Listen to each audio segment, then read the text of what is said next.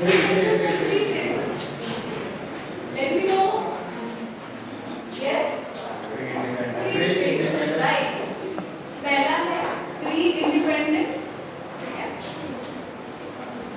और you can say 1947 से, या हिंदी में कहोगे तो स्वतंत्रता से, ठीक है, बिफोर 1947. दूसरा, I had said, what did we say, after independence. Yes, good.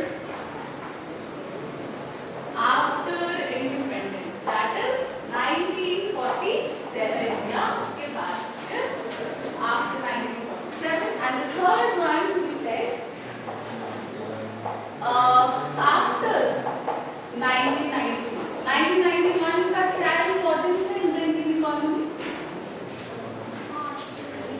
What is the importance? Yes, LPG. Full form, name of full form please. Yes, liberalization, privatization and globalization. Hindi में कहिएगा तो क्या है? उदारीकरण, निजीकरण और वैश्वीकरण. Now we are focusing on this part first. इसमें हमने क्या क्या डिस्कशन किया हुआ है? Let's revise very quickly. पहला तो हमने बात किया था about the colonialism. Yes or no? Hindi में क्या बोलते हैं इसको? औपनिवेश या yes, उपनिवेशवाद. ठीक है? तो इसमें हमने क्या क्या फीचर्स पढ़ा था? सबसे पहला, we were the colony of British. हम जानते हैं कितने साल हमने गुलामी की? लगभग 200 साल है, लगभग 200 साल. The Britishers came as merchants, traders के रूप में आए और हमारी कंट्री में उन्होंने 200 सालों तक रूल किया, शासन किया. ठीक है? We know through various movies, through various texts, history में भी हमने कई बार पढ़ा है कि किस तरीके से हमने जो है नेशनल मूवमेंट में हिस्सा लेकर के, है ना, हमने कितनी मेहनत को अपने कंट्री से, है ना, वापस अपने देश को भेजा. तो क्या क्या फीचर्स हमने पढ़ा था? फर्स्ट वी सेड कि किस तरीके से वो कच्चे माल या रॉ मटेरियल्स को अपनी कंट्री लेके जा रहे हैं. रॉ मटेरियल्स बोलिएगा तो क्या क्या चीजें हैं? खनिज संपदा है ना, मिनरल्स है, बहुत सारी चीजें वो हमारे कंट्री से लेके जा रहे थे, भारत से लेके जा रहे थे, और भारत को बदले में वो क्या दे रहे थे?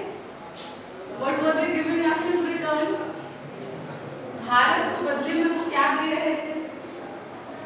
क्या दे रहे थे? हमारे यहाँ से वो रॉ मटेरियल्स लेके जा रहे, कच्चे माल लेके जा रहे, हमें उनके बदले क्या दे रहे? Yes, what is the word? निर्मित वस्तु में, है ना, या finished goods. तो आप देखिएगा, the second important feature was our country, यानी भारत जो है, इनके या ब्रिटिश finished goods के क्या थे? उनके लिए क्या थे? बाजार थे, मार्केट. ठीक है? ये भी आप अपने शब्दों में लिखते जाइएगा. ब्रिटिश finished goods के लिए बाजार. Anything else that we discussed? और बताओ, हमने आगे पढ़ा था कि किस तरीके से विदेशी पूंजी का भी निर्माण उन्होंने किया. Now what is the विदेशी पूंजी? English you say that कि किस तरीके से फॉरेन कैपिटल का निर्माण कर रहे थे आपके ब्रिटिश, है ना. What are the foreign capitals? क्या क्या चीजें उनमें आ जाती हैं?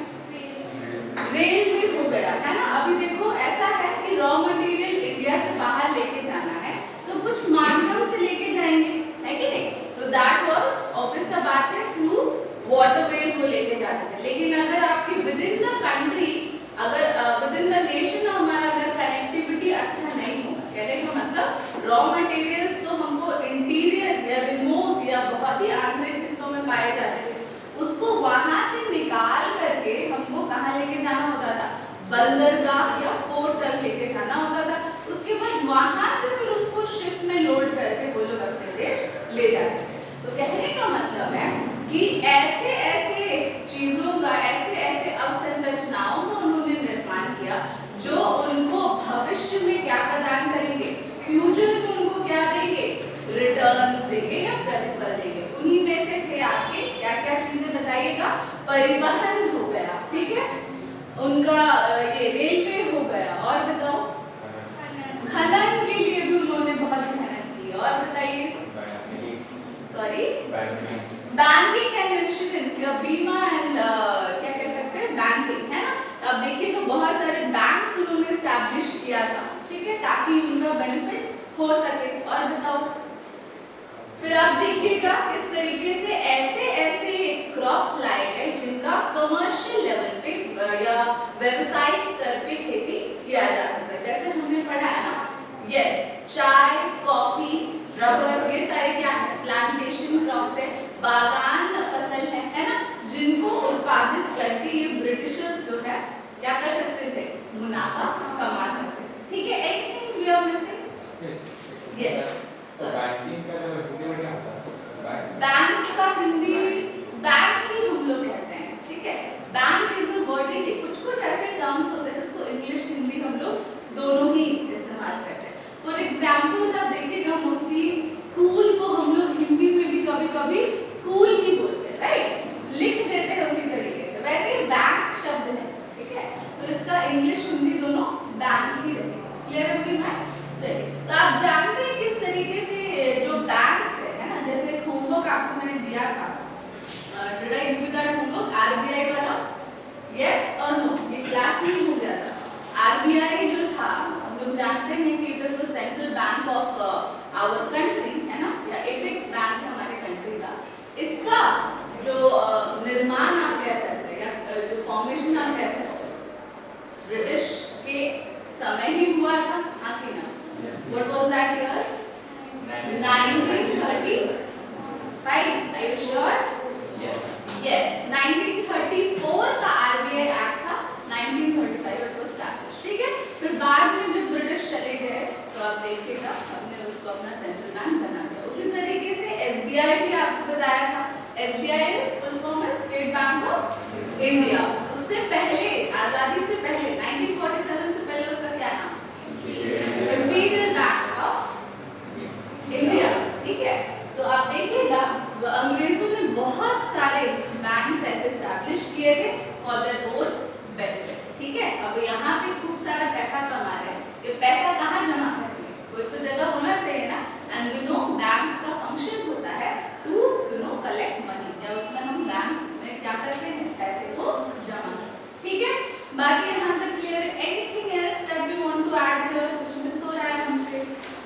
Yes, we talk about drain of wealth, Hindi में धन का निकास, है ना, धन का निकास। आप देखिएगा धन का निकास एक सिद्धांत है जो आपके, you know that persons name, दादा भाई नौरोजी, है ना। दादा भाई नौरोजी, हु वाज ही?